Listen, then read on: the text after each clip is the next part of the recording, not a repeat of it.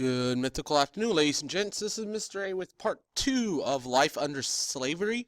We're going to be concentrating on this section on abolitionists and the call for ending slavery.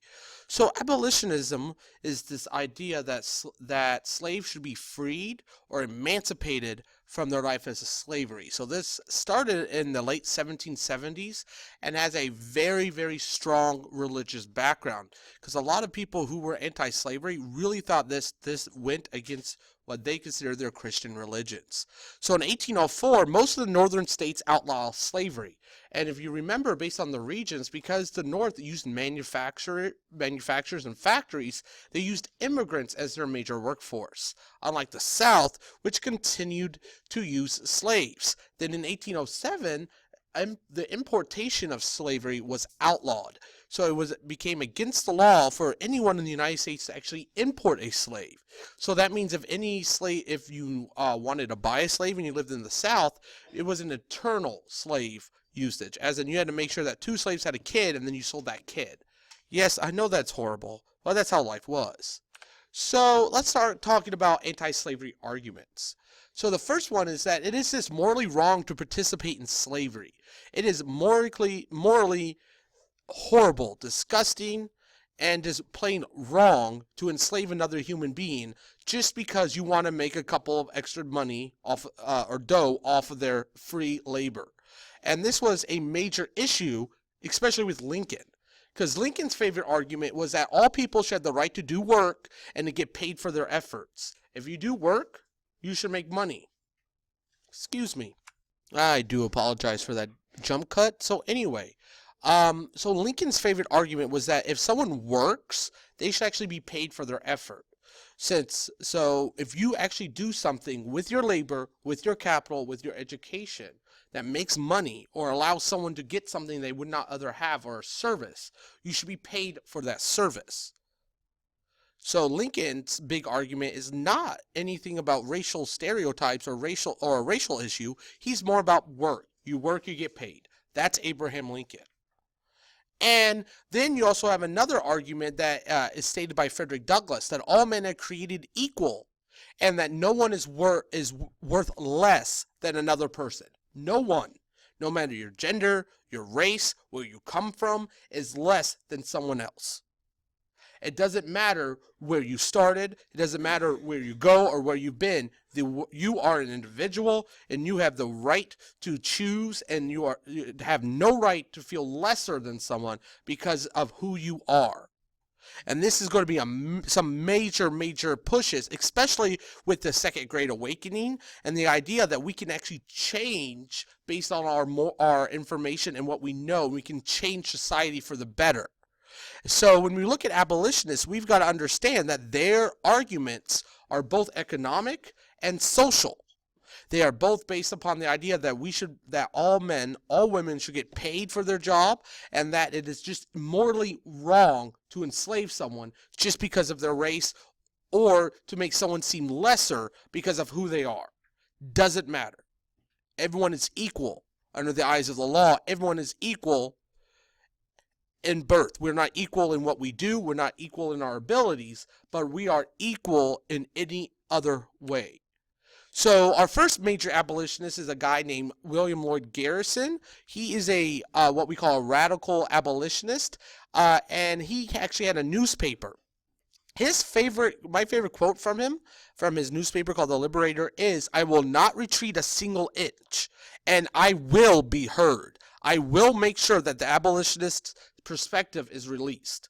Even though his printing press was burned down twice, his house was firebombed, and people threatened to kill him because he thought that whites and blacks were equal and that it was wrong to enslave people. Just because he had such a radical idea that everyone is equal in the eyes of our government and in the eyes of their creator, if they are religious, that they should be listened to. And we've got to be 100% understanding and 100% aware that this is a major issue for him. Then we also had these people who were actually slaves, who were abolitionists. For example, Frederick Douglass. He was a slave. Actually, when he was younger, his master did something he was not allowed to do. He actually taught Frederick Douglass how to do math and how to read. And when you give people education, you give them the ability to become free from whatever things they are being held by, either by slavery, by incompetence, or just by living in poverty. So what he does is he takes his education and he actually escapes on a train, and he's able to more or less lie his way through freedom. Then he decides to write an autobiography, and then these slave catchers decided that because he was a slave, or used to be a slave, that he should be re-enslaved. So he actually flees to Europe, does a whole bunch of talking all around Europe about his experiences as a slave, comes back and actually gives his master the money that he owed him for running away. He actually starts out his book by saying, I started my life out as a thief. I stole my labor from my master. Then we get Sojourner Truth. She was born a slave, and actually she ends up fleeing to an area where the Quakers lived. And if you remember the Quakers from when we did the colonial period, they love everyone. They're chilled out. They're more or less like a hippie, but no drugs and a lot more Jesus. So when we look, with these Quakers, they give her all this information. They teach her how to read. They teach her about the Bible. So she comes up with this idea. So she changed her name to Sojourner to reflect her work. Because she said that her job is to sojourn, which is to travel from place to place and declare the truth to the people. Yes, I know declare is spelled wrong. To declare the truth to the people. That this is the life of a slave, and that as a Christian woman, she could not allow that to continue because it was against the rights of an individual to be forced into slave because they cannot have two masters. And she uses exact quotes from the Bible of who is actually supposed to be in charge of her. Then we get to the Underground Railroad. So this was an above-ground escape route from the south to the north. So it was not a real railroad. We just call it the Underground Railroad because it was hidden. Like how we call like underground markets. Things that when people buy things that are not upfront with the government, we call it an underground market, or in this case, an underground railroad. So runaways usually travel by night and are hid by day at different stations. So more or less like Frederick Douglass was a conductor, and his house was actually a station on the Underground Railroad to help these slaves become free either in the North or in British Canada, where a lot of them would actually end up running away to. My favorite conductor is Harriet Tubman. She's awesome in my perspective. She's the most famous conductor of the Underground Railroad. She really pushed this because when she was younger, she tried to protect other slaves from being beaten by their master. And it gets so bad that she actually was thrown against a wall and her skull was fractured. And so she had a lot of medical issues because of all this violence that was done to her. And because of this, she decided that no other slave should have to deal with the issue that she had to deal with. So she will lead her people to freedom. So in 1849, she escapes, and she worked the Underground Railroad. She was the most wanted person in the Confederate States of America during the Civil War, aka the South. Because she knew the trade routes, she was a spy, and she knew how to get people to freedom. As she stated, she never lost a passenger.